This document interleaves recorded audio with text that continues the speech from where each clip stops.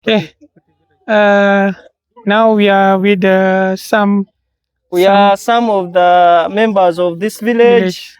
They've come upon them hearing we are here, that we are going to offer Qurban, and alhamdulillah, we did not even communicate, but a few just heard that our Malaysian brother is here and they had to be excited to come here. all They are the ready Muslim. to say hi. Yeah, All Muslim. alhamdulillah. Alhamdulillah. Yeah. Assalamualaikum.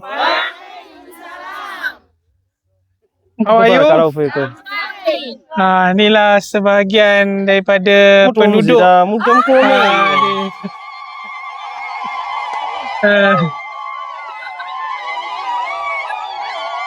Barakallahu fikum. Barakallahu fikum.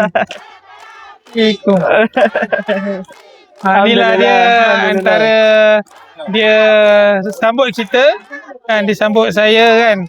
Inilah antara budaya. So sini semua adalah Muslim community dekat Poti Village. Poti Village, Kampung Poti nama dia, dekat Butebo District. Yeah. Dekat Ambali lah.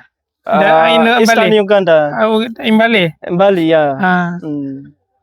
So inilah dia, saya ada bawa sedikit makanan tapi tak bawa hari ni, mungkin hari raya nanti kita datang kita akan bagi. Inilah antara penduduk Islam di Uganda. As you see, most of them are young. We are just trying to spread Islam around. We call upon all of you to support them in scholastic materials, education ways, so that we can uplift our Islam in Dawah Bidin Rahman. Just you see, the biggest population is for the young children. The child can recite Quran, some of them. I don't know. We can ask. But I worry wangu lidanu mkisa. Who can recite Quran? Izo. Yeah. What's your name? Budebadi. Badir. Please recite Al-Fatihah. Ayo tuwoto andikiro. أعوذ بالله من الشيطان الرجيم بسم الله الرحمن الرحيم الحمد لله رب العالمين الرحمن الرحيم مالك يوم الدين إياك نعبد وإياك نستعين اهدنا الصراط المستقيم صراط الذين أنعمت عليهم غير المغضوب عليهم ولا الضالين. Masya Allah, Masya Allah. Alhamdulillah. Masya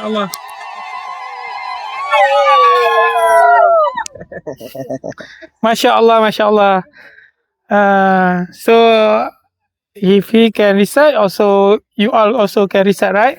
Alhamdulillah. That is. Oh, they can speak English. Okay. Village. Yeah. So I think that is more important about the education. Yeah, true. So maybe this first step for us come in to give some education to cooperate with you, Soleh. We give the better education to all of community, especially Muslim community. Inshallah. Alhamdulillah. Omusaiza alukobati asimire ekintu kiro ground nakati kyemulumire ina bano kubanga balo ground nga bandyegombera okusoma nga tebakola nki tebakufuna nakoba atati anomulundi guli nti ningo gusokero kwizeno nakalu ukanje kiroze ekyo ejere government eina ewawe muri kunfunira akibite bitemu tukole contract nawo baone engage bayamba abana bano abaleta isomero abaizani basasulira nganiki tuition ati anomukumire ningo kusanyuka kwetu. So I've been telling them what you've told me, that these children, we should make ways of finding school for them, maybe educating them more about our